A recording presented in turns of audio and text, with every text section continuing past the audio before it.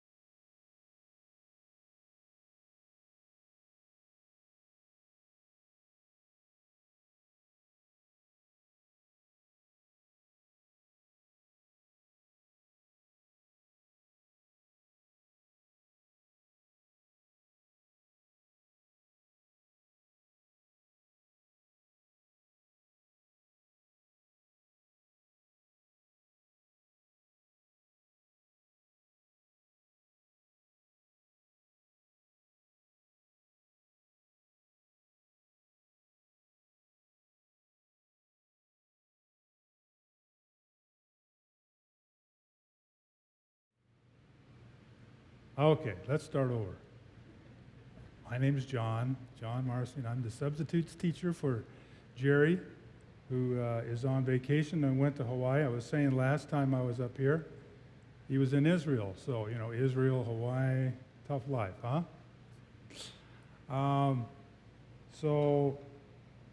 Well, before we go anywhere, we should start with a little prayer as we open up. So I pray, Heavenly Father, that tonight, we will hear your word and be edified, and we will grow deeper in your understanding as to what you would have us to do, and that it would be a blessing to all that are here and the people that are online as well. We pray these things in the power, name, and authority of your Son, Yeshua HaMashiach. Amen. So, Jerry was starting off these episodes with any sort of questions that anybody has, and I can entertain some of those. I thought I'd spend a little bit of time about why I'm doing this, what's my passion in studying the Torah, and it's the study of the law. And from the longest time, I've been trying to figure out. It says in the Declaration of Independence, Creator given unalienable rights, and I'm like, what does that mean exactly? And nobody was talking about that, not to my desire. And so anyway, if you look at the Creator, that's obvious. You can read the first chapter, or the first verse in the Bible and see that. And you talk about rights, well, rights that are unalienable, the absolute or certain. Rights is a concept of law, right? Where do rights come from? They come from law. So this has been a long journey for me trying to figure out what does all that mean? What does it mean to be, since that was an uniquely American thing, what does it mean to be it, to fully implement your American birthright, if you will? So that's my passion. And we don't have a mic runner today. Who wants to run the mic? Anybody have any questions right now, or we could get going? I'm trying to remember where we left off. I believe we were on chapter 9.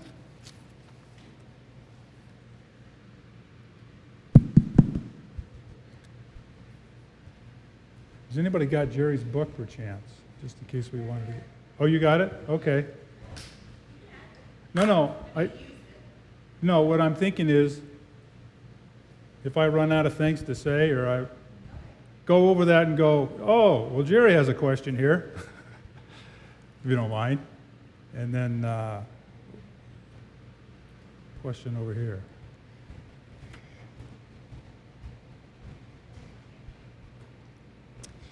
So it's just a comment. So Okay. Last week we were talking about how the rights went from the firstborn to the Levites.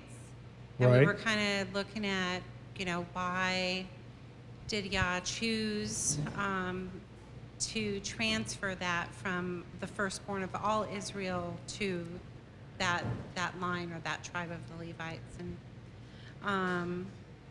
I was just kind of having a thought about that. Okay. And that would be that well, that's probably where that started, that everything is passed to the firstborn. It's just the order and the design of things. Right. That it goes, the birthright would go to the firstborn son. Right. But Yah had future sight. He knows the end from the beginning. He knew that the tribes were going to scatter. And so possibly, I'm just thinking, why did he transfer that right from the firstborn of all Israel to just So the Levites? You're thinking that he knew that was going to happen inevitably, and he knew the Levites were going to get it, and... Well, that was going to, kind of like it preserved that line in a sense, kind of like Judah was preserved. He knew, Messiah was going to come through the line of Judah.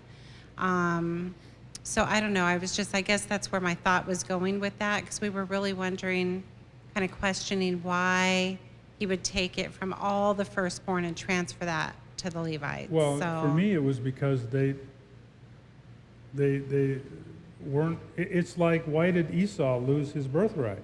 He didn't deserve it. He didn't. He sold. He didn't care about it. He wanted the double portion inheritance. Sure, he wants that. But the responsibilities and obligations that go with being the one that holds the birthright, to be the patriarchy, if you will, to be to act like the firstborn that God would want him to be, he didn't do it.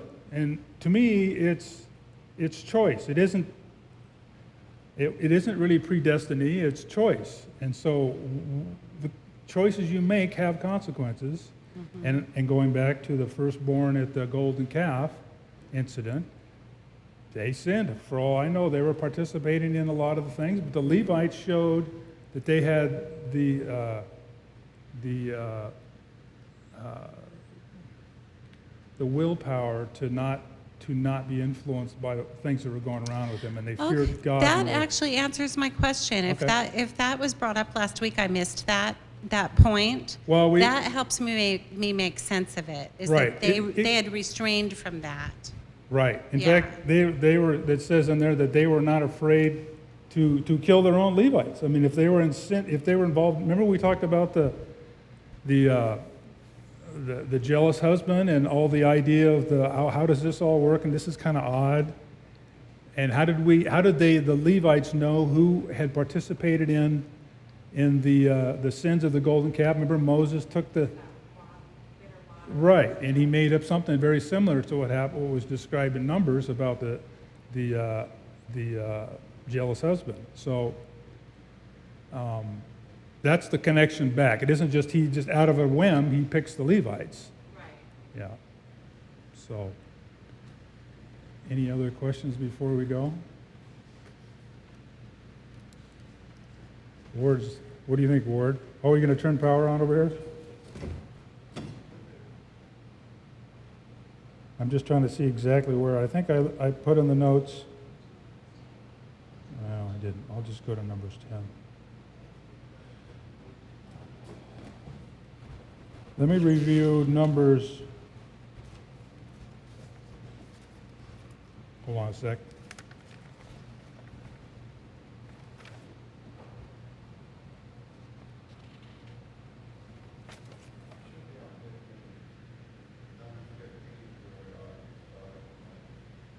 Numbers 9:15. Okay.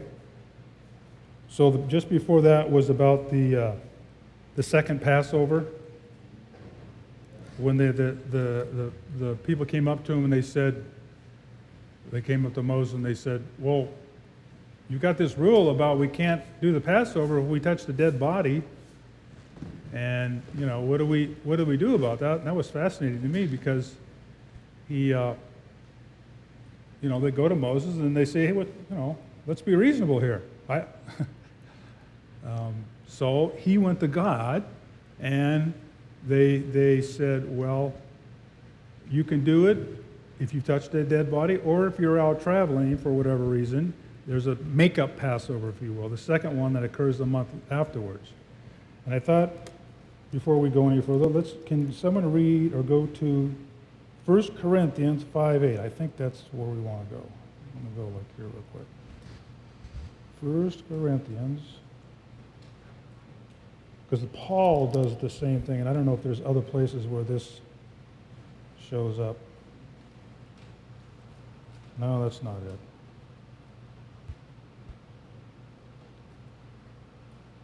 I thought there was a place in Acts. I know there is.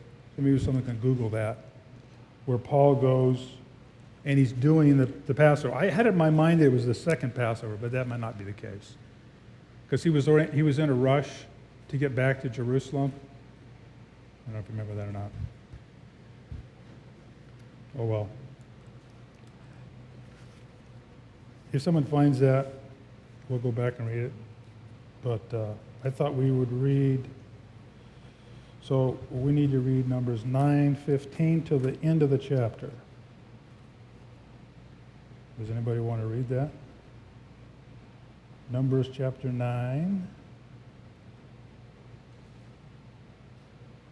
starting at 15.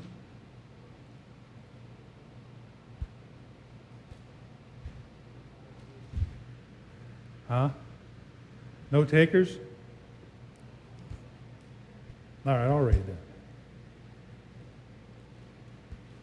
Everybody there?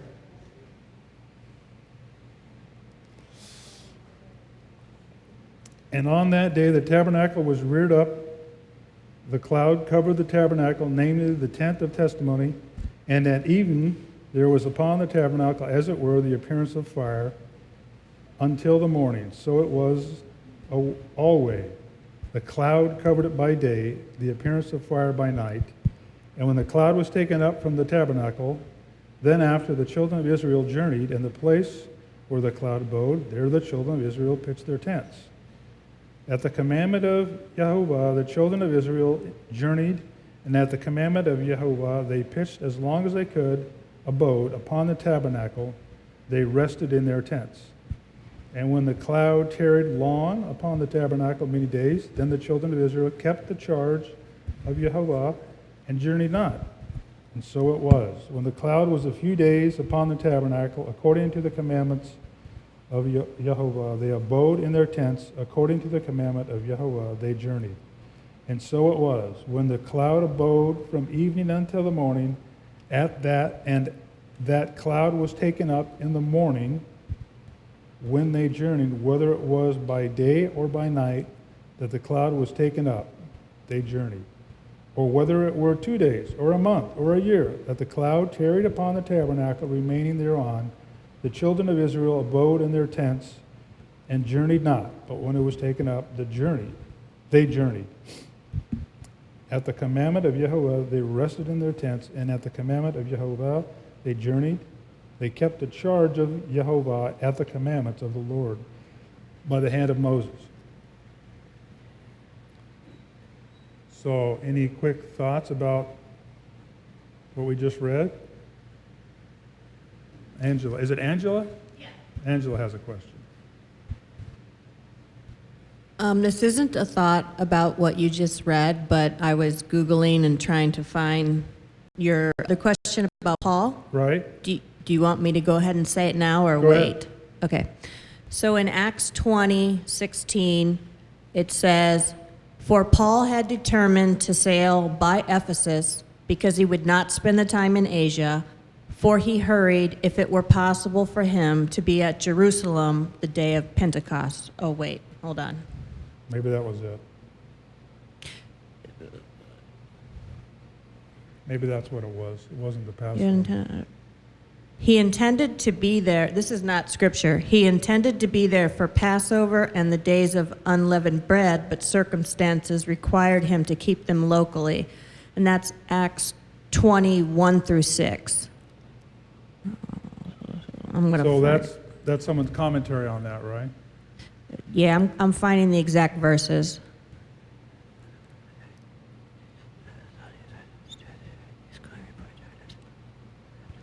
Okay, verse 6 says, "And we sailed away from Philippi after the days of unleavened bread and came to them to Troas in 5 days." Now, what verse you on? That was 20, verse 6. Okay.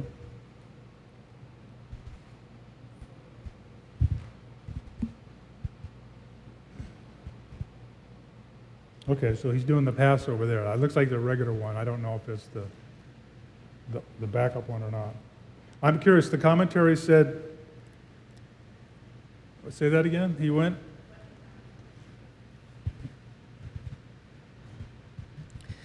So this article starts out, why would the apostle to the Gentiles keep the Jewish holy days?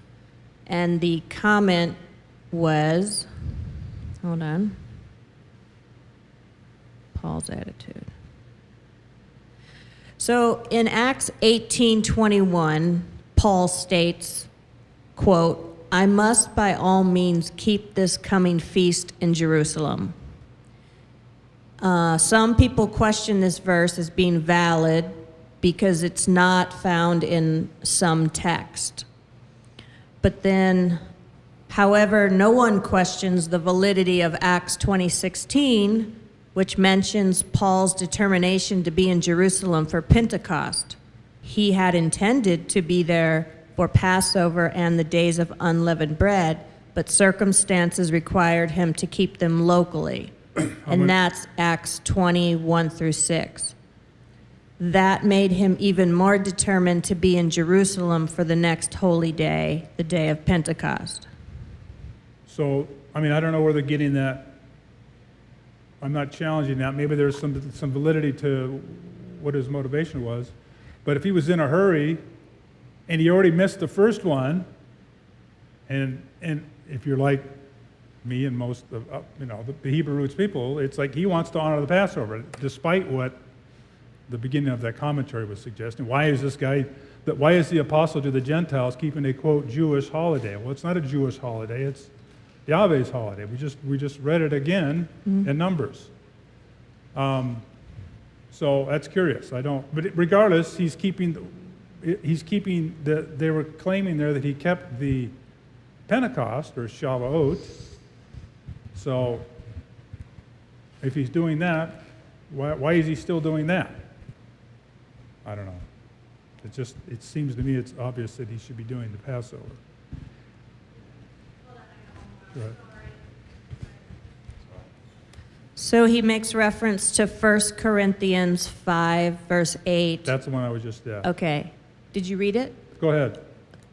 Let us keep the feast of unleavened bread, not with old leaven, nor with the leaven of malice and wickedness, but with the unleavened bread of sincerity and truth.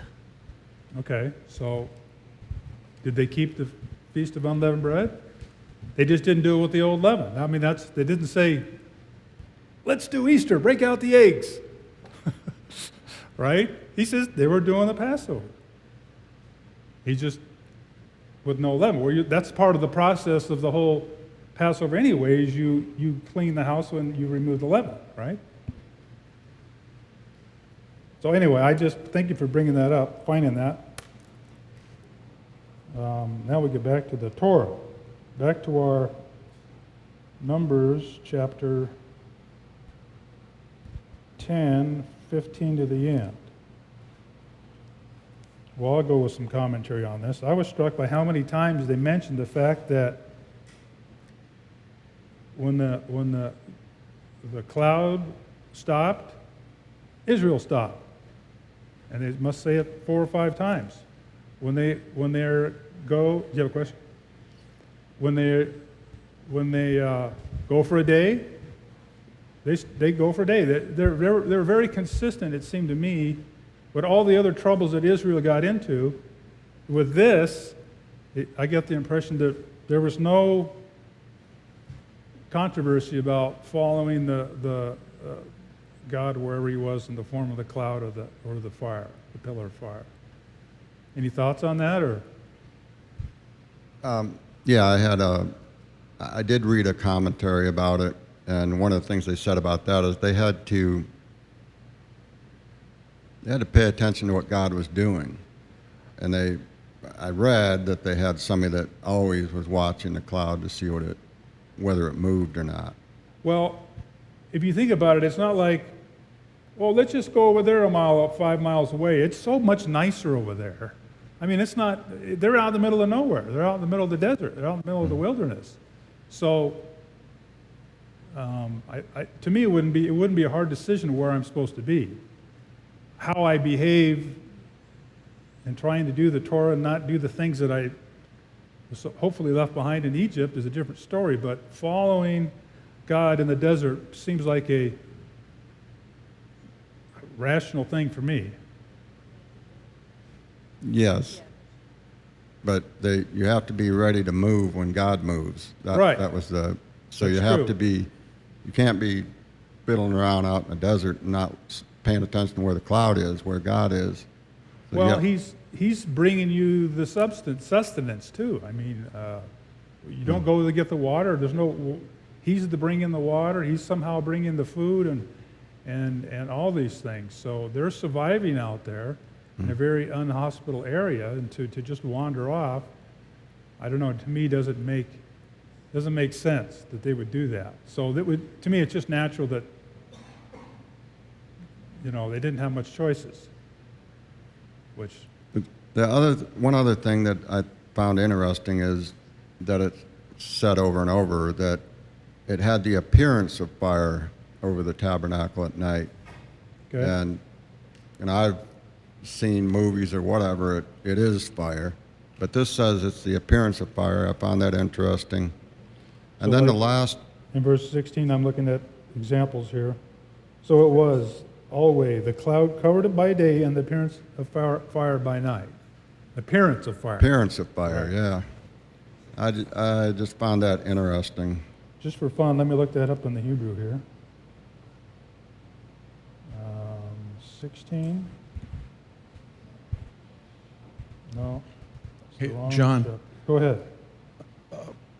A component of the moving around, wouldn't it be like paddock shifting? Because Yahweh was a shepherd, and yet the animals can't stay in one place. Well, that's true. They have to move to different areas That's for the true. animals at the very least. But it seemed to be very,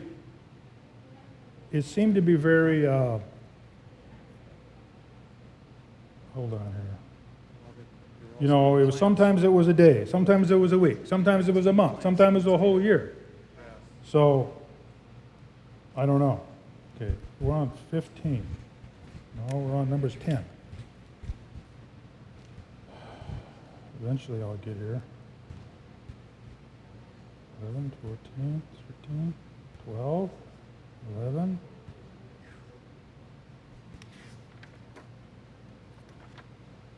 Nine. Let me look here at this Hebrew word.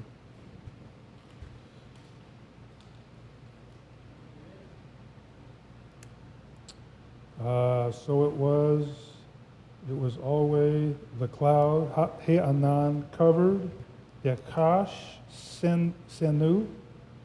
It by the day and the appearance is all one word. Umare is the word there for appearance. And fire is Esh, and by night is Le'ela, Lila, kind of like Lila. Maybe it is Lila. So, I don't know.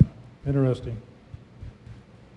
What else the symbol here is in Genesis 15. Remember at the covenant of the pieces? What happened there? With Abram, wasn't Abraham at the time. Does anybody remember what happened there? He tells Abraham, it was determined that Abraham was righteous. That was one of those things that's found in the chapter. And he cuts these pieces of meat, and they lie on the side, and he keeps the fowl away. And then God puts him to sleep, puts his hand on him or something like that. And he goes to sleep. And what actually goes through the fire? You remember? It was describing this. It was the furnace of God, a furnace of fire, and the cloud. I forgot the last word. We could probably go look it up if we wanted to, but it's interesting how there is that symbol there is similar to what's going on here. And the reason that's interesting to me is because as someone who's into law, you can't have a contract unless you have two people, more than one person. You can't contract with yourself. You can't talk.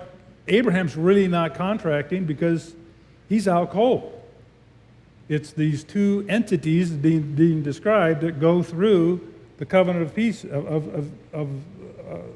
goes through these cut up pieces of meat. So, to me, it's like the father and the son entering into a contract. Technically, I would almost say it's like a trust, where Abraham or Abram and his beneficiaries, because remember he said too that in that same chapter that he is, I'm giving you the land, but it's going to be your children that are going to get it. So it's like a trust. What do you do with a trust? It's for the next generation. It's like a family trust. So anyway, I found that interesting. I'm going back to law, which is what I always like to do. So go ahead. What was that? Yeah, it's an interesting. It does how it describes it. Interesting picture. Okay.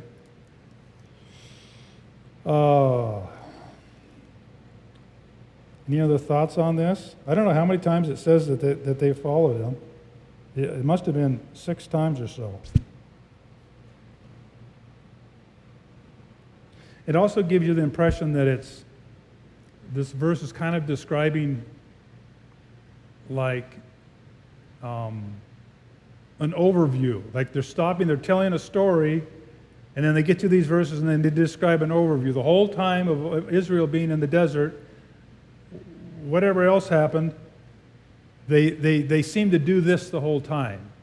You know what I mean? It's not a chronological story. They're giving a general view of how Israel behaved, at least with this regard, and following the appearance of fire by night and the cloud. So it's kind of interesting how that works. Okay. Now we can go to chapter 10. The two trumpets of silver. Was there any other questions there that Jerry had? That he always likes to throw these zinger questions. See if we're paying attention.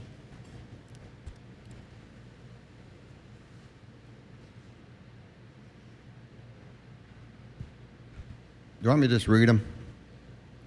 It says, describe the cloud that covered the tent of testimony or the tabernacle. Was it visible at night? Yes. Oh, was it visible? How did the Israelites get their marching orders from God? When they set out, did they know where they were going or how long they would be traveling? How did they know where to stop and make camp? Any thoughts on that? I would say they just followed God. They didn't really.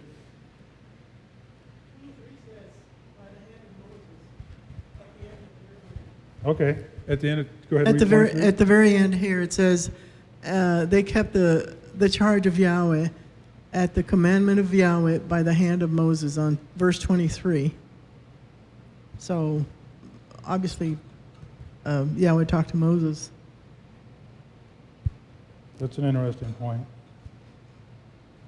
Let me look at that in the Hebrew for fun. And the commandment was P. I don't know that. I've never seen that before. Pei Yud.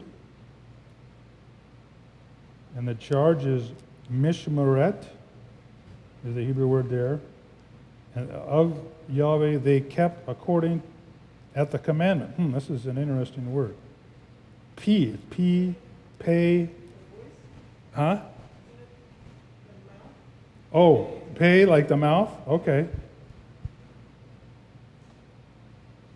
Well, I'm just looking at the vowel points, and it's the pay with the xeric at the bottom to make it the E sound. So it's like P. That's interesting. But they kept it as this shamru. That's like way back. That's an important word. We're supposed to keep the commandments. We're supposed to shomer, or to, it's defined a lot of times as hold, keep, and guard. And you hold things and you keep things that are of value. And you guard things implies somebody else sees that as value as well, and they want to take it away. So you need to guard it. You need to shomer it. It isn't just, keep the commandments. It's something that's a great value. That's interesting how they changed that, how they translated it as commandments. I was thinking something like a mitzvot or something. Let me go look this up real quick. This is Strong's number. I can never find the actual Strong's number. It is H6310. Oh, you're right. It's mostly translated mouth. Commandments 37 times. Okay. Oh well. So this is saying at the commandment, at the mouth of Yahweh, they rested in the tents, and at the mouth of Yahweh they journeyed. They kept the charge of Yahweh at the commandments, at the mouth of Yahweh, by the hand of Moses. So it's like they heard God saying, this is where we're going to stay. It's kind of how I understood that. Do you have a question? Well, when you were speaking of the word guard, and Shomer? shomer, I'm wondering if that's the same word that is used in Deuteronomy 6:4, because that's something that we are to do as well, is to guard the commandments and guard the Torah, I guess. So I'm just curious if that's the same word, shamar, that same guard word. Well, it's hear, O Israel, that's to hear, Shema. Israel, Yehovah, Eloheinu, Yehovah is Echad. Yahweh is one. Oh, I'm sorry, it's 6:3. 063. My translation uses the word guard. Hear therefore, O Israel, and observe Veshamarta. So that's it, you're right. It's the same root, 8104. If you go back to what was the first commandment, essentially? What did God tell Abraham in the garden? To take charge and to guard. Yeah. I think it's kind of funny that we get the word gardener. You know, is that part of guarding? You're guarding the gardener guards the garden. Curious. Huh? What's that? Curious. Well, yeah. It's also interesting when Mary goes to see the empty tomb, and she says to the gardener, who she thinks is the gardener, you know, what did you do with the Messiah? What did you do with my Messiah? And she doesn't recognize it's him. He's like the Son of Man in the garden. So I don't know. I find that interesting as well. That's an interesting word, garden, because the garden, not the guard. Garden is, it's actually the word pardes. Orchard is the word pardes. And it's an orchard, which is it's a garden, but, you know, with the trees in it, it's orchard. Pardes is the Hebrew word. The Greek, and the Greeks just borrowed that word and they called it paradise. Pardes, paradise. You can see that's just been a word that's been taken by the Greeks to bring that up. And then you have the 4 levels of understanding. Go ahead. Would that be Pardes? Is that the word? Yeah. Pay, olive, resh. It's got 4. So obviously, is there an inference there that it's the trees that can actually bear fruit? Yeah, I mean, I would imply it to me. I mean, if you had a tree, if you had a garden that isn't just a garden but had trees mixed in with it, you would think that they would want to bear fruit. You know, the 2 trees in the midst of the garden, right? They had good fruit and the bad fruit. Yeah. Well, I was thinking of like another type of tree, like an evergreen tree, which is not a quote fruit-bearing tree. Right. So it's not like we can eat it for any sort of significant sustenance. Well, you wouldn't call a bunch of evergreen trees an orchard, I wouldn't think. Yeah. Like an apple tree is orchard, cherry trees. Anyway, there's one more aspect to that. The 4 levels of understanding make up an acronym: the pay, the resh, the dalet, and the sheen. The 4 levels, and it spells the word pardes, which is the 4 levels of understanding. If you accept that, I think it's kind of compelling. Anyway, we got sidebarred off talking about the garden. It's always fun to go back to the garden. Okay, was there any other thoughts before we go to 10? I think we answered all of Jerry's questions. Yeah. So let's go to chapter 10, the silver trumpets. Let's read the first 10 verses of chapter 10. Who wants to read? Margaret's going to read. All right.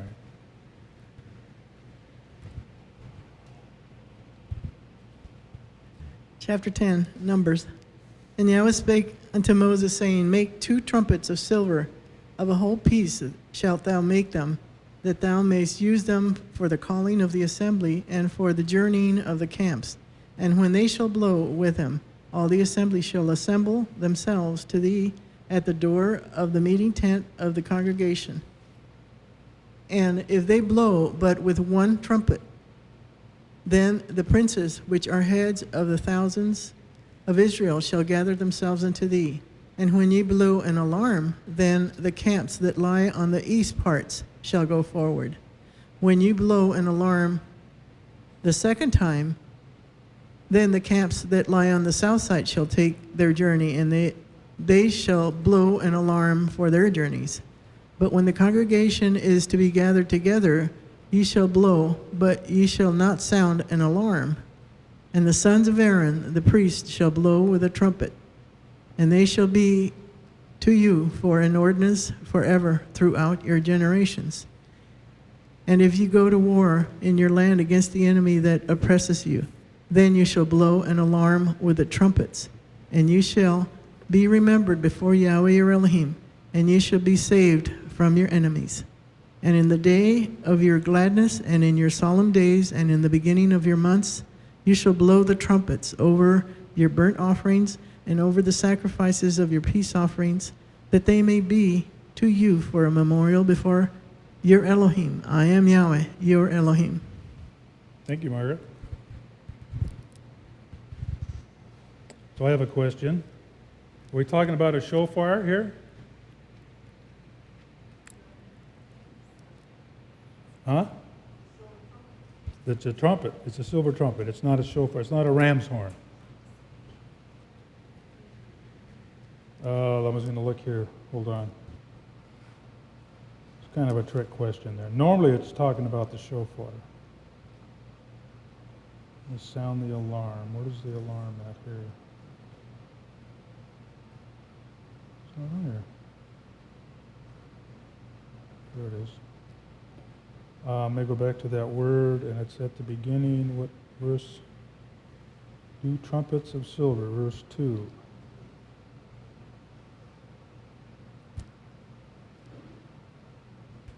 Katzatz wrote.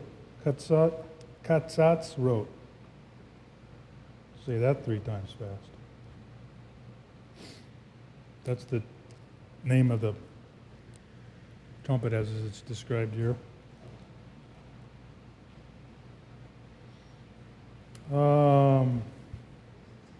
So how many situations did they describe here with regard to when they blow the trumpets? Anybody remember?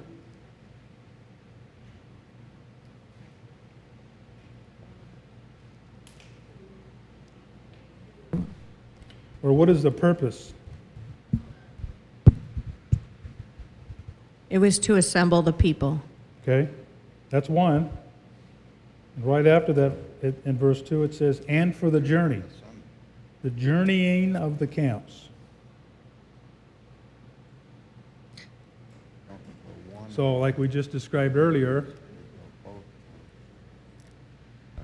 when they pick up the tents, go ahead. I'm sorry. You only blow one horn if you want the leaders, and I think you blow both horns to get everybody assembled. That's the 2 different assemblies. Right. And then the other's alarms. Yeah, and it talked about, but I always thought that they used the shofar also for like a battle cry, or to go to war as well.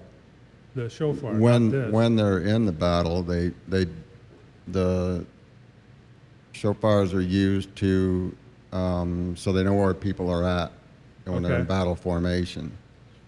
I read about that, but this is sort of like the initial process? Yeah, to get people out of camp, get the east side out, get the south side out. Right. And then after that, as they're in battle, they use the shofars. Right. That's interesting.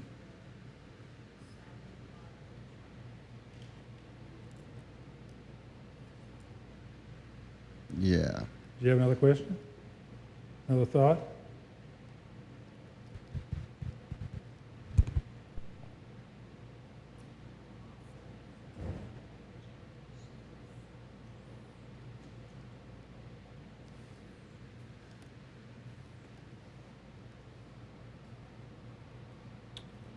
Is there other examples of the use of this trumpet?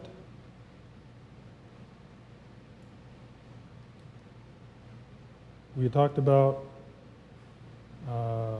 verse 9.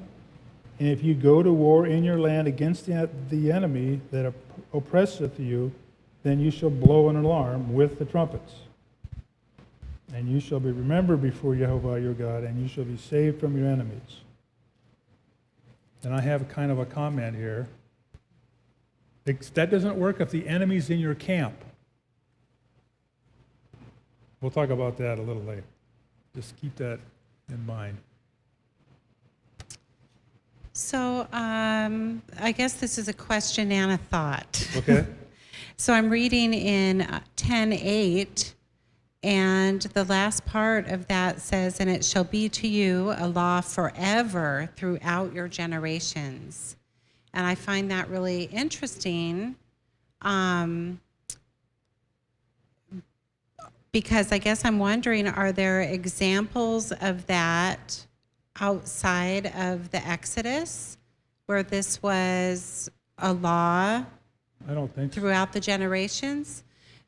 Because that almost makes me think that he is speaking to a future generation, maybe even a final generation. Right. Like we need to understand these trumpets, and Right. I don't know, is this for us? Yeah. So, Especially with the, and I don't know the four names, maybe you know the four names of the trumpet that they make. They have names for them.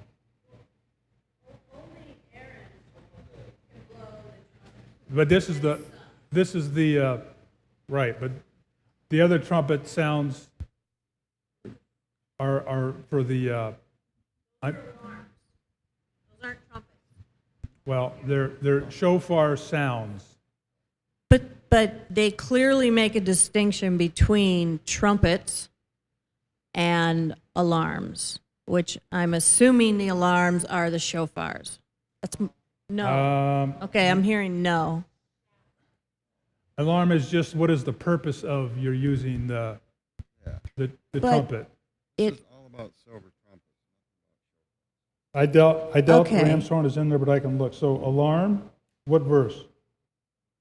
9? well, when you convene. So 9 has an alarm on it. Blow an alarm. no, I want the verse.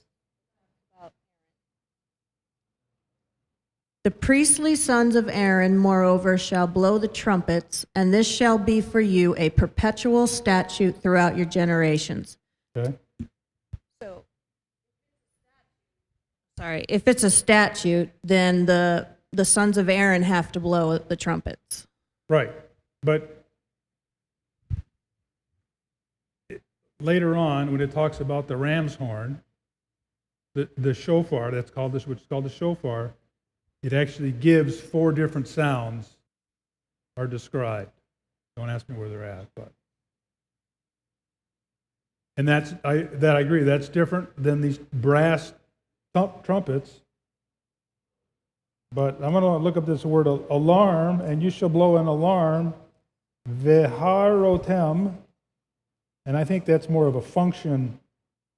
So, Go ahead. to interrupt, it says that in Numbers 10, the trumpets that are described are the Hebrew word, I can't even read this, hasarah, Right. and the shofar is something else I can't read in Hebrew, but they're 2 different words. And that in the same verse? No, it's, No, okay. I asked the question, is a shofar the same as the trumpet? No. No. The Hebrew word for shofar is shofar, or the Hebrew word for ram's horn is shofar. It doesn't say that there? Okay. Okay. So this is going back to she was asking if it's going to be carried on for all generations, and we're talking about this is specifically given to the sons of Aaron, specifically Levites would be blowing these trumpets. And if we read in the New Testament, especially in Hebrews, it talks about how the law is transferred and Yeshua becomes the new high priest. He takes over that position. And if you look in Revelation, it talks about the trumpets being blown at the end of times. And I think possibly do you maybe recall Yeshua is the one blowing those Right. horns, and it is carried on through all generations. But who's the one blowing the horn? It's the high priest. Right. So that's just I don't know for a fact, but that's just a guess. No, the question started off, were they doing it when they, in the original Exodus? I don't think that's, if they did, I mean, I don't know where that's said in Scripture that they did that. It's being articulated right here from this point going forward, that it's a perpetual, right.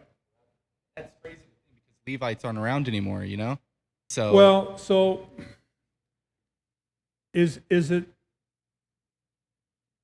important who's actually in the office or who's performing the office?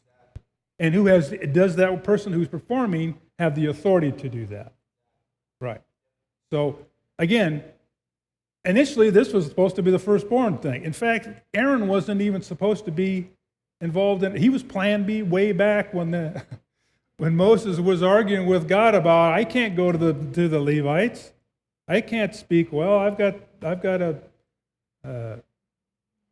a speech impediment or something. Remember that? And he's getting, he's coming up with excuses all over the place. He says, fine. Here's your brother Aaron. He just sort of walks along, and there's all of a sudden Aaron, right? So it's the performing of the function, I would say, and that you have the authority to do so.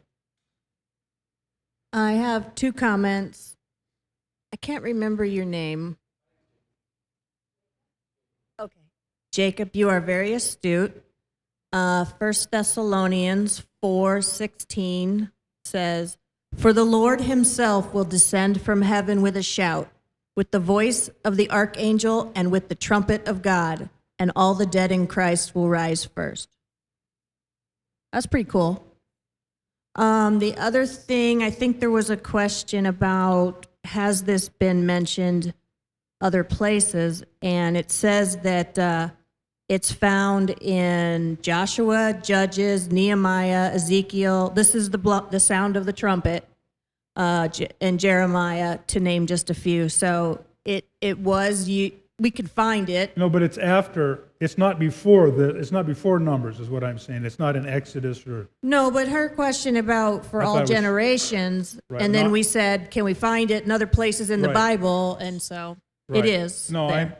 I maybe I misunderstood, but I thought she was talking about before this as well. So no, I agree definitely afterwards that I could have misunderstood. Not that it matters. I mean, I guess the question was after, because it was almost given as a statute at that time. right. And so, Okay.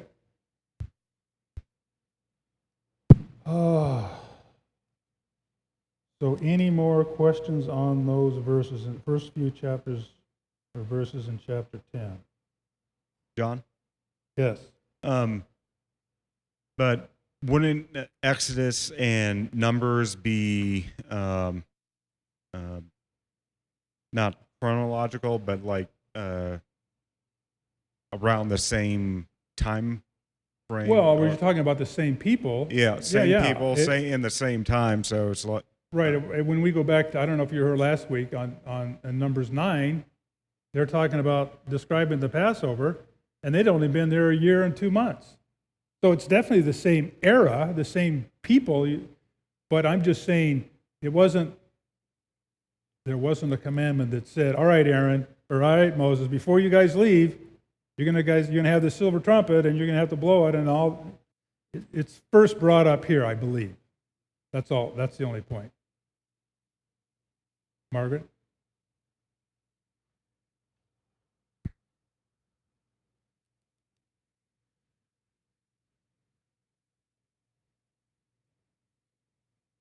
It's interesting that in verse 6, it says, they shall blow an alarm for their journey. The word there is teruach.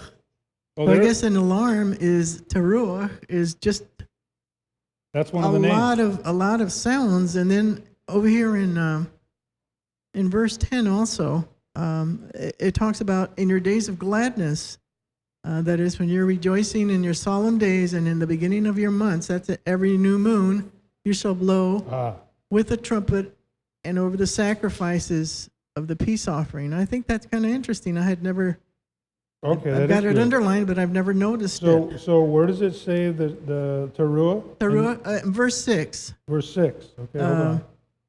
86:43 is teruah, which is an alarm, a signal, a sound. And it appears like that alarm or that teruah, I think it's also in verse 9. Verse 9, an alarm, 73. No, I in didn't verse see it. 9, it's It's a in different verse word. 9, it's 73:21, ruah, ruah, which is just a shout. In verse 9, I see the harotem. But it was a different word. it's Okay. a different, yeah, it's So a it's a sound. They ruah. both can make the same. ruah, which is just a shout, a cry out, a blast. And basically, if you have somebody that's able to play the shofar, not play, but sound the shofar, Mhm. I guess you can play it. They can make it sound like a trumpet. Yeah. No, you're right. If you have a really skilled person that has one of those long ones, those curly ones, that it sounds like a trumpet, and then the trumpet also, that long trumpet, that sounds, well, that's, that could be Is that different? another. It's like a musical instruments. And Right. the choir, didn't the choir where they had the 200 musicians and during the holy days, those were playing continuously, weren't they? With trumpets, I don't know. with the silver probably silver trumpets instead of shofars. I don't know. But it is interesting about the new moon, right? You shall blow with the trumpets over your burnt offerings, over the sacrifices for your peace offerings, shalom offerings. That so it may maybe be a memorial. Where was the new moon? Oh, yeah. And also in the days of your gladness and in your solemn days and in the beginnings of your months. We don't do that as much as we should, the blowing the new moon. So I always forget. It's like, oh, the new moon's.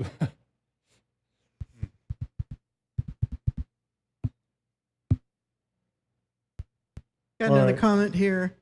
I find it interesting too that this alarm in 9 is a ruah. Then you shall blow an alarm, which is a ruah. It's almost like ruach Verse 9? in verse 9. Yeah, Is the word a, with the trumpets. It seems like it's a more subdued noise. And you shall be remembered before Yahweh your Elohim, and ye shall be saved from your enemies. It seems like it's like a call to Yahweh, come and help us. yeah. When you're about to go against your Right. enemies here. Yeah, I don't know what the sound there is. But let's go on. It's all right.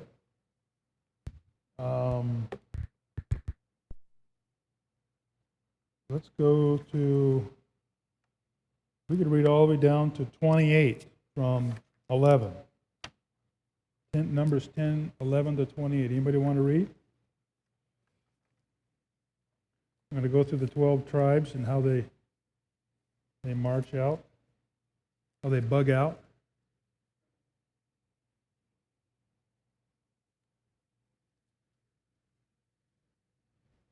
Nobody wants to read? Numbers 10, 11. All right, I'll read. Numbers 10, 11. And it came to pass on the 20th day of the second month. They were just talking about that. How, well, never mind. Of the second year. That I should read that. I shouldn't interrupt myself here. That the cloud was taken up from off the tabernacle of the testimony, and the children of Israel took their journeys out of the wilderness of Sinai, and the cloud rested in the wilderness of Paran.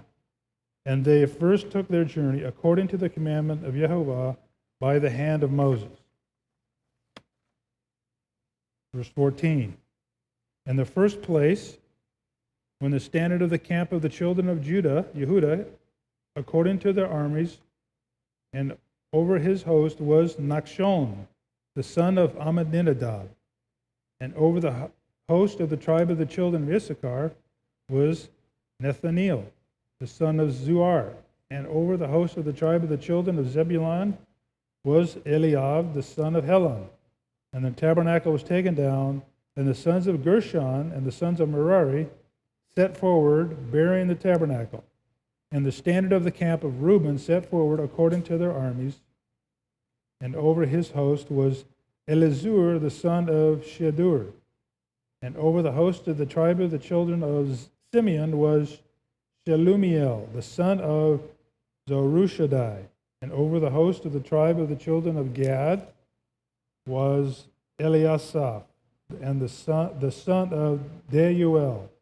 And the Kohites set forward, bearing the sanctuary. And the other did set up the tabernacle against they came. And the standard of the camp of the children of Ephraim set forward according to their armies, and over his host was Elishama, the son of Ammihud, and over the host of the tribe of the children of Manasseh was Gamaliel, the son of Pedazur. And over the host of the tribe of the children of Benjamin was Abidan, the son of Gideoni.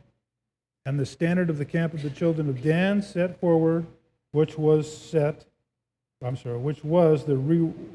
rearward of all the camps throughout the host. And over his host was Ahiezer, the son of Ammishaddai. And over the host of the tribe of the children of Asher was Pagiel, the son of Okran. And over the host of the tribe of the children of Naphtali was Ahira, the son of Enan. Thus were the journeyings of the children of Israel according to their armies when they set forward. What's that describing to you? It's like an army bugging out, isn't it? That's what I think of. Remember, you guys ever watch MASH? Am I dating myself? A lot. Every now and then they'd have to bug out, right? They had to, the whole point of MASH was, the M part of MASH was mobile. And so, Mobile Army Surgical Hospital, and so every now and then they had to move. They had to bug out. So I'm sure there was a well-planned order to the whole process. And we described earlier how when it came to doing this, Israel didn't seem to have any problem doing this when they moved in the previous chapter we read. Any thoughts?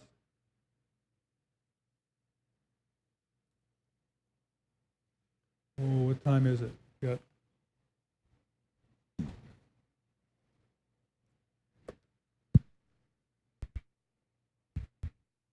I think we talked about this a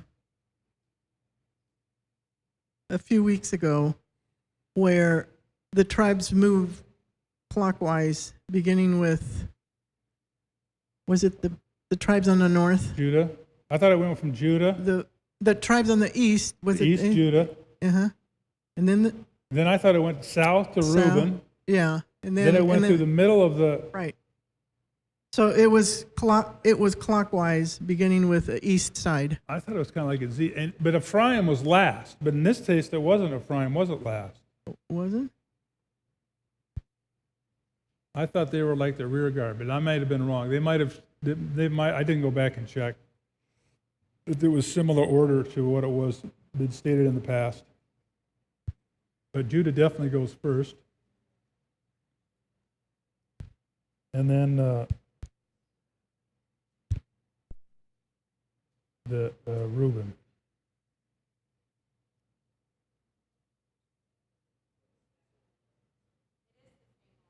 Is it?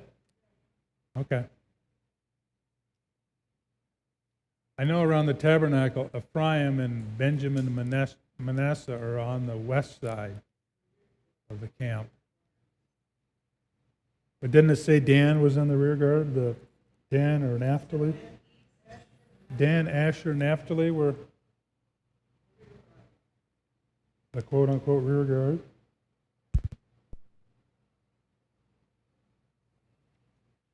All right. We got some controversial parts coming up. Who wants to read the rest of chapter 10? Unless there's more comments. I mean, to me, it's all like, it's the same order we've seen before with the tribes. They give the heads of the tribes. Nachshon, the son of Amminadab. It might be fun to go through and figure out some of these names and what they mean. That might be a good exercise to do. But if not, I'd like to go to the next set of verses. Anybody want to read those? 29 to 30. What is that? 33. Well, since no one has volunteers.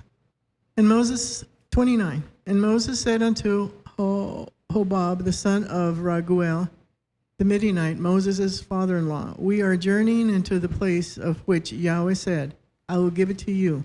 Come thou with us, and we will do thee good, for Yahweh has spoken good concerning Israel. And he said unto them, I will not go, but I will depart to my own land and to my kindred. And he said, leave us not, I pray thee, for as much as thou knowest how we are to encamp in the wilderness, and thou may be with us instead of eyes. And it shall be, if thou go with us, it shall be that what goodness Yahweh shall do unto us, the same we will do unto thee. And they departed from the mount of Yahweh, 3 days' journey. And the ark of the covenant of Yahweh went before them in the 3 days' journey to search out a resting place for them. And the cloud of Yahweh was upon them by day, and they went out of the camp. And it came to pass, when the ark set forward, that Moses said, rise up, Yahweh, and let thine enemies be scattered, and let them that hate thee flee before thee. And when it rested, he said, return, Yahweh, unto the many thousands of Israel.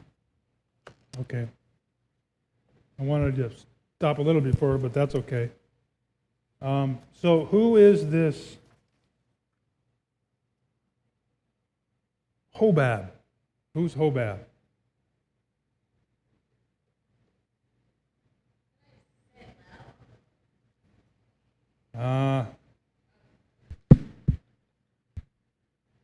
It's Moses' father-in-law, a Okay. Midianite. Here it says the son of Raguel, who is also, I think is AKA Jethro, right? Jethro?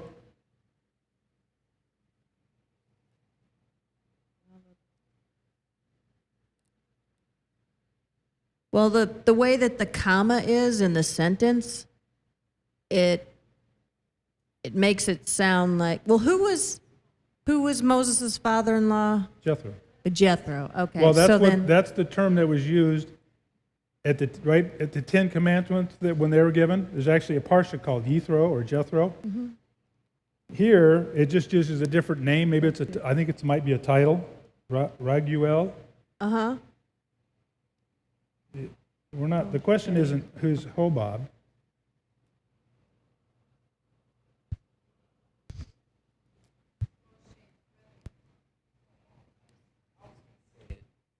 You do this. All right. Well, judging by how it's worded, it says, now Moses spoke to Hobab, the son of Reuel, the Midianite, Moses' father-in-law. So that means Reuel is the father-in-law, meaning if Hobab is the son of him, he would be the brother-in-law. Right. So that's what I deducted. Right. So Okay.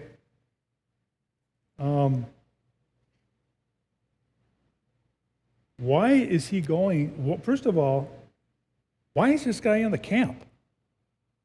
Why is Jethro in the camp? He wasn't in the camp. Remember, he left. At the beginning of the Ten Commandments, right? Like the previous chapter, it's either 18 or 19, Jethro says, I'm out of here. Here they are, they're going to get the Torah, the covenant from Yahweh, the commandments, the law form that they can operate off of to get for blessings. And Jethro says, nah, I'm out of here. What is, that tells me he doesn't have any respect for it. And his son has the same attitude. Moses is like, come on, look, you can guide us. You can tell us where to go. We've got God, but I don't know if he knows where we're going. You tell us where to go, Hobab. I'm exaggerating the point, but it's kind of, I'm making, why is this guy even in the camp? Right? Isn't that I think that's a fair question. Well, it's his brother-in-law, so is there a little bit of, I'm sorry, I'm just being a little critical here, I'm just making observations, but is there a little bit of like nepotism going on here or something? Like the laws that apply to everybody else about keeping the Torah, to me, they're, I'm going to make an excuse for my brother-in-law. Any thoughts on that? Am I being too harsh?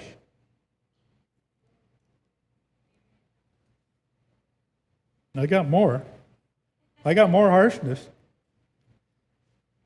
So let me read this again by myself. And Moses said unto Hobab, the son of Reguel, the Midianite. That begs the question, who's the Midianites? Do the sons of Israel have conflict with Midianites later on? Yeah, big time. We'll get to that later.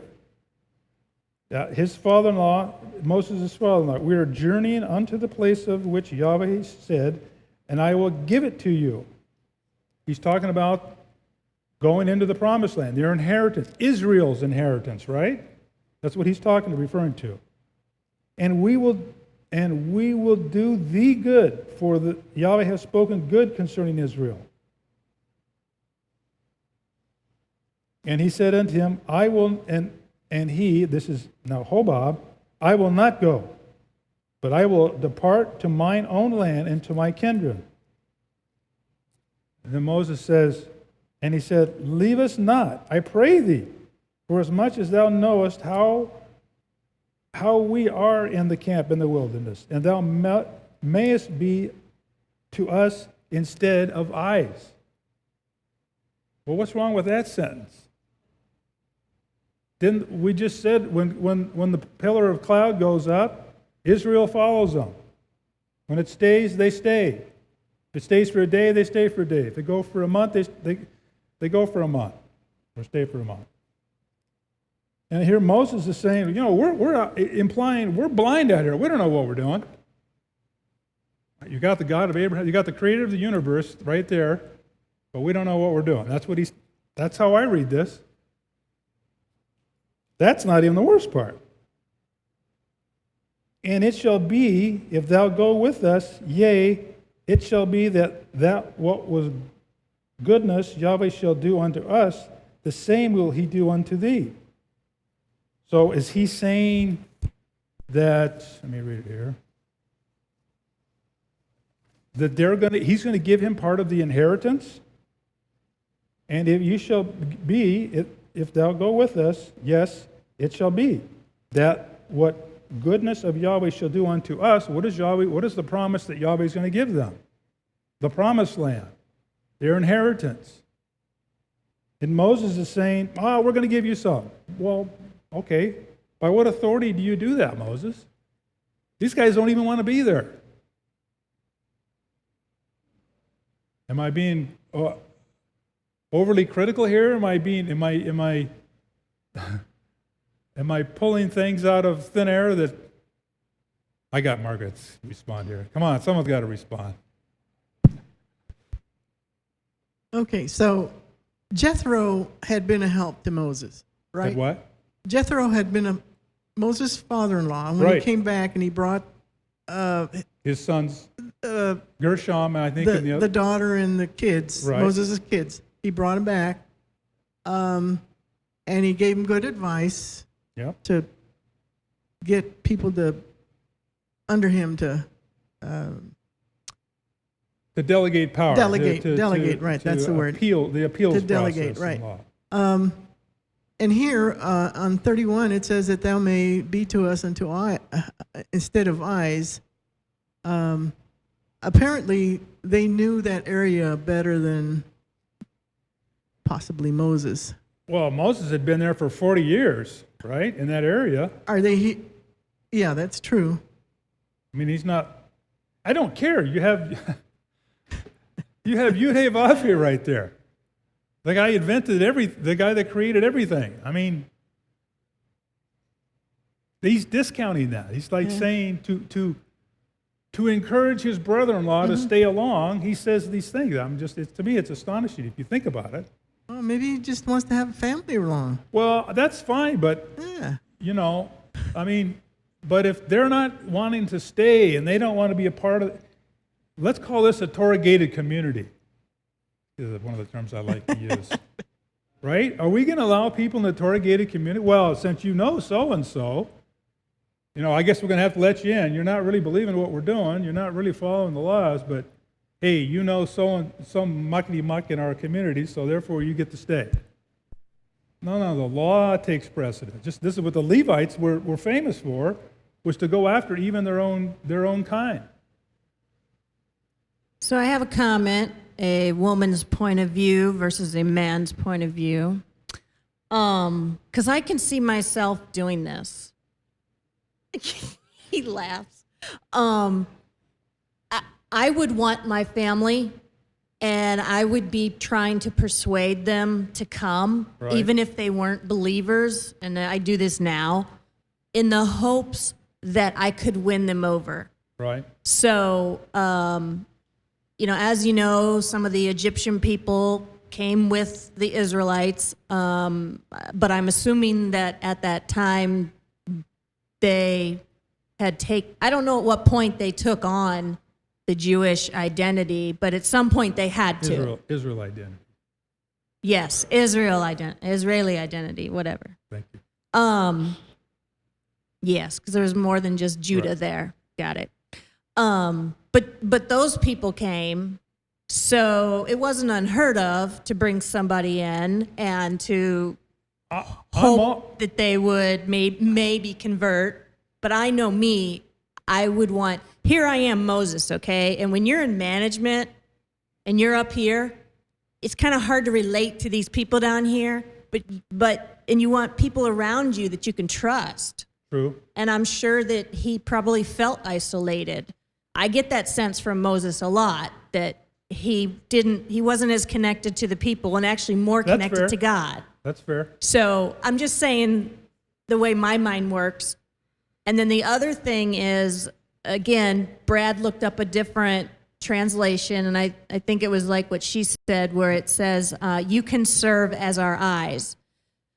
And I'm like, okay, well, what other use could there be for a seer other than watching the cloud? I mean, they're not supposed to hunt, right? Because they're getting manna.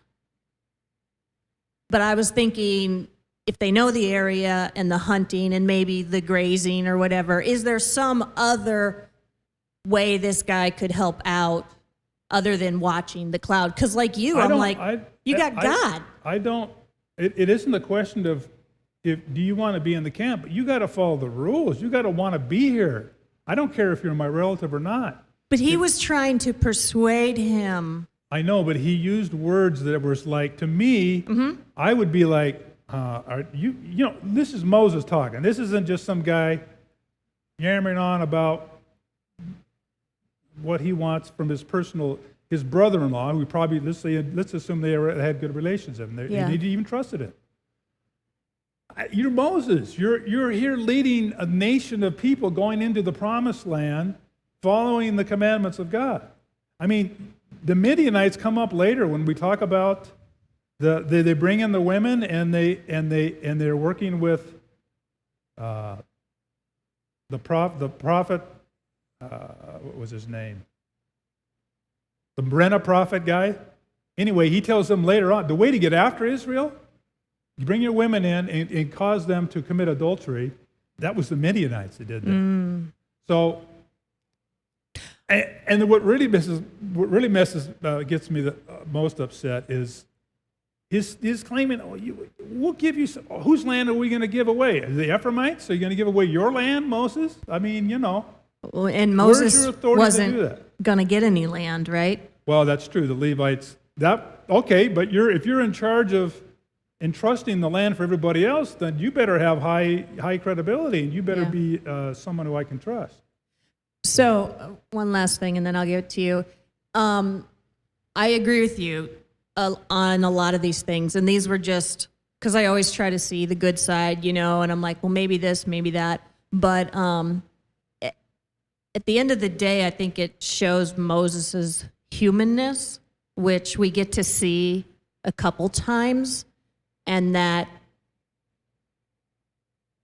it says it in the Bible, right, that no man can keep the Torah 100%. Okay. Only Christ. Okay. I mean, well, but if we're okay. So There's provisions for sins that you can overcome to the sins that you have. So, I mean, anyway, what was the? Go ahead. Just to boil it down, for me, it sounds like Moses is insecure. He doesn't trust God, and he's trying to bribe his brother-in-law to stay with them. And I didn't read ahead. Does Moses ever get in trouble for this? Well, that's an interesting question. What does he get him in trouble? Why is it that he can't go into the promised land?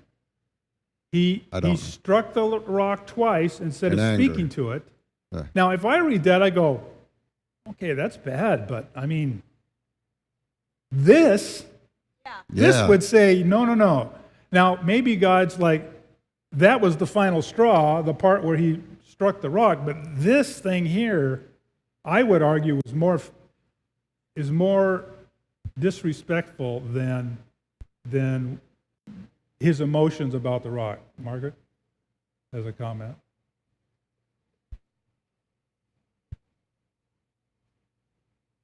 Okay, I would think with that, yes, even though they were Midianites, if you go back over here to chapter 18 of Exodus, That's where that Jethro. Jethro. Yeah, Jethro. He even offered, blessed be Yahweh and Jethro. And Jethro said, blessed be Yahweh who has delivered you out of the hands of the Egyptian and out of the hands of Pharaoh who has delivered the people from under the hand of the Egyptians. Now I know that Yahweh is greater than all. So he acknowledges that Yahweh is greater than all. And I'm sure while they were in the camp, they were following the rules. Well, certainly you would think that Jethro did. Otherwise, Yahweh would have taken action against them had they not. Well, all I say about Jethro was when it comes time to sign on the bottom line, he went AWOL. He's not there. He's not interested in entering a covenant. Yeah, because he had his own. He's had his own. Wasn't he like? Well, he was a. He was. Wasn't he over high in priest Midian? of Midian or something. Yeah, I agree. But And I could see why are you in the camp? Raguel. I could see Raguel here wanting to leave because he wanted to go home. He already had a home. They already had a home. My problem isn't with him. It's with Moses trying to say, no, stay. Yeah. You've got to stay here. Yeah. I'll bribe you. I'll give you somebody else's land if you stay. I'll have to agree with Angela that. Let me ask you this. Had you ever thought about, when you read this the first time, you just kind of go, okay, that's interesting. You just got to keep going. You didn't think about it. About this because, and I didn't too the first time I did it. Yeah. It took me a while. I'm like, what is going on here? And I think it helps me understand about the striking the rock, that it was an accumulation of things. It wasn't just that one event.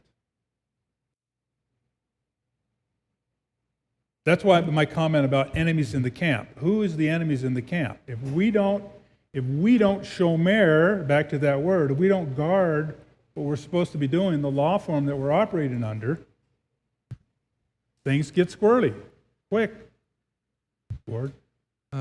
When he struck the rock twice, didn't he say, instead of saying Yahweh was doing this, didn't he say we? We, He put yeah. himself equal with Yahweh? Right. I mean, I think that was a big problem there. Well, I'm not. He elevated himself At up least next he to- was mad. At least you could Right. say he was mad, and he was like, sometimes you do things when you're mad, because here they are, these crazy Israelites, again, are going crazy, and I'm sympathetic. I guess I'm just, to me, maybe I'm thinking more like a guy is than a woman would in this part of the story, but it seems to me that was like an emotion that overcame him, and I don't know, So then when he was talking to Jethro, in 18. I kind of leaned towards thinking he was trying to evangelize him. He really wanted him to stay, and he was thinking he could, like was previously said, talk him into staying and get him grafted into one of the tribes.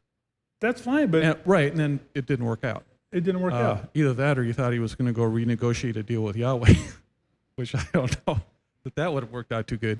Well, if I were to cynical about it, I would say Moses or Jethro was like, well, at best I'm going to be second man here, and if I go back to Midian, I'm the top dog. Right. So. Oh, and then the other comment I want to comment on your reference to the nepotism. So Yahweh has a divine family in heaven that he calls the sons of God, that he delegates authority to image him. He has a human family on earth that he delegates responsibilities and authority to. I mean, they're his family. His government is nepotism. Right, Like it or but not. you got to do your job. Right, exactly. If you have the authority to do, I'm just saying that nepotism in and of itself is not the problem. okay, that's fair. But nepotism usually has an implication of Right. you're giving favor to a family member who doesn't deserve it. Right. And so that's what he's trying to. The sin isn't committed because he's not his brother-in-law doesn't. Says, I'm out of here. I want to leave. So, any other thoughts?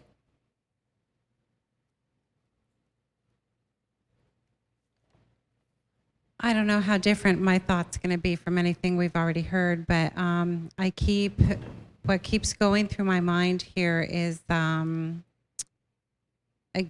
like what was just said, that this is his family. He loves them.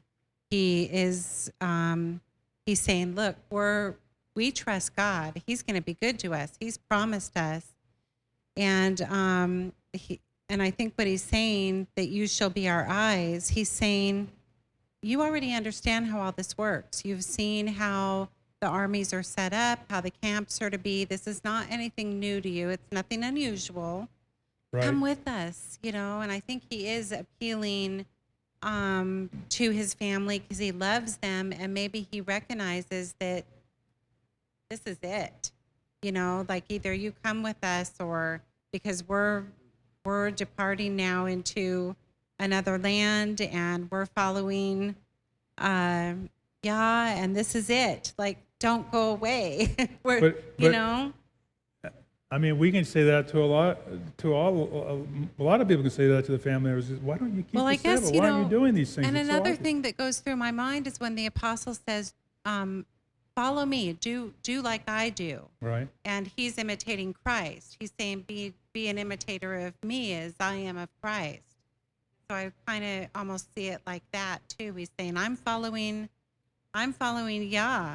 You come with us, follow us. Right. In the way that we follow Yah. Right. You But I agree, but that doesn't mean you can't do things you don't have the authority to do. Right. Like, And we don't know if the Lord was pleased or displeased with that. well, I was just trying to speculate that, to try to understand later on when he strikes the rock, when he actually I does see get your in trouble. point. You've got me. I'm going to be thinking about this all week. Well, But think I about see your point as well. Like, I'm think just about the trying to- Midianites when they come up. Yeah. The trouble that they put them in, it's amazing. Well, it's 8:29. Any other final thoughts? I'll close in prayer then. Heavenly Father, thank you again for this opportunity to come together. What a blessing it is. And to be able to come to a place like this and study your word and not be harassed by it. It doesn't happen a lot in many parts of the world, so I'm grateful for that. So I pray that the teaching today, the study today was edifying to people. So I pray these things in the power, name, and authority of your Son, Yeshua HaMashiach. I pray for the people online as well. Thank you.